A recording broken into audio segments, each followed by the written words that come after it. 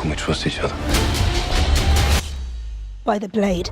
Following the recent news that Henry Cavill will be replaced by Liam Hemsworth after The Witcher's third season, it's easy to assume that the popular fantasy franchise could be on the decline. However, Netflix proves that there's still plenty of enjoyable stories to tell in author Andrzej Sapkowski's imaginative universe with its entertaining prequel miniseries, The Witcher: Blood Origin. Set 1,200 years prior to the adventures of Geralt of Rivia, Blood Origin packs a powerful punch with a captivating band of misfits wonderfully reminiscent of the Magnificent Seven.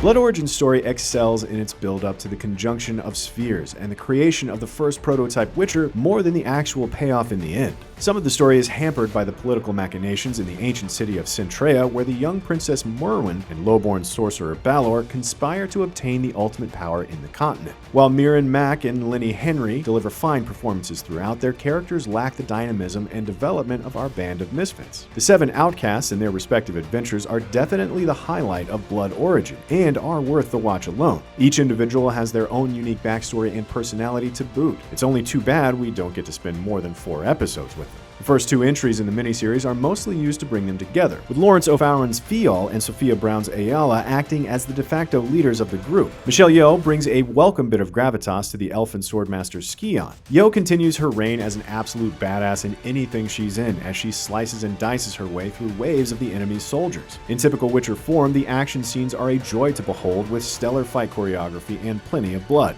Action aside, the series makes superb use of Iceland's jaw-dropping scenery, transporting us to a fantasy land unlike any other. The excellent use of on-location set pieces with our heroes outshines the less interesting aspects of the story once it centers on what's happening in Centrea, where luscious landscapes are traded in for pre-built sets that look, well, like sets. Speaking of the visuals, the special effects, especially when it comes to the monsters, are not as polished as what we've seen in The Witcher or more recent high-budget fantasy series such as House of the Dragon or The Rings of Power. But while some of Blood Origin's creatures may lack some refinement in the VFX department, it's not enough to take you out of the series completely. Back to the Seven, one of the most unexpected and welcome surprises in Blood Origin is a fearsome dwarf called Meldoff, memorably played by Francesca Mills, who carries a mighty hammer she calls Gwen. Meldoff's backstory and reason for wanting revenge on the Golden Empire rivals any of her comrades, and Mills is just so damn funny and charming, her character could easily star in a spin-off series of her own. Blood Origin also offers some fun Easter eggs for fans of both the video games and books, with cameos and references to some notable names from Witcher lore. But as the show nears its end and the battle for power in the continent comes to a head with the Seven and the Golden Empire, the series starts to unravel a bit. While it's nice to have this entry in the Witcher universe to offer more context to why the conjunction of spheres happened and how the first Witcher came to be, it all feels very rushed in the final episode.